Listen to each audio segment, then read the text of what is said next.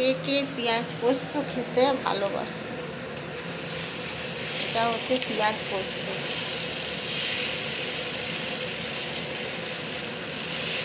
আমাদের হলুদ যাবে না, খালি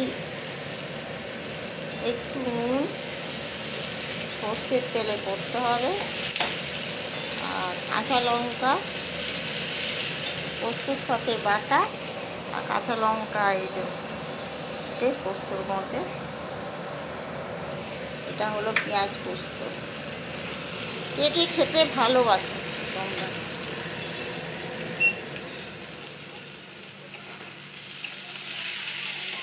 পেঁয়াজ পোস্ত কে কে খেতে ভালোবাসো? আলু পোস্ত খাও, ঝিঙে পোস্ত খাও, পোস্তর বড়া খাও, পোস্তর অনেক বেশি হয়, মাছ পোস্ত হয়, কিন্তু এটা হচ্ছে পেঁয়াজ পোস্ত। পেঁয়াজটাকে লাল লাল করে ভেজে খেতে খুব ভালো লাগবে। এর সাথে কলাইয়ের ডাল, এটা পোস্ত বেটে দিয়েছি, আবার এটা গোটাও দিয়েছি।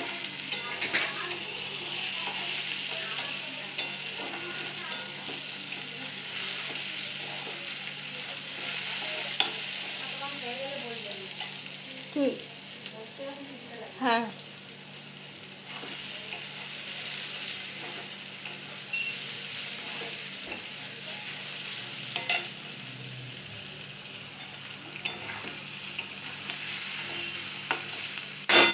এতে জল পড়বে না, এতে জল পড়বে না।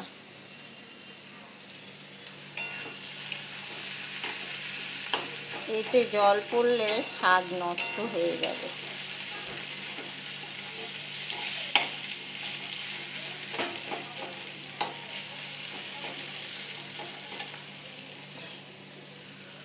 পোস্ত দিয়ে দিলাম।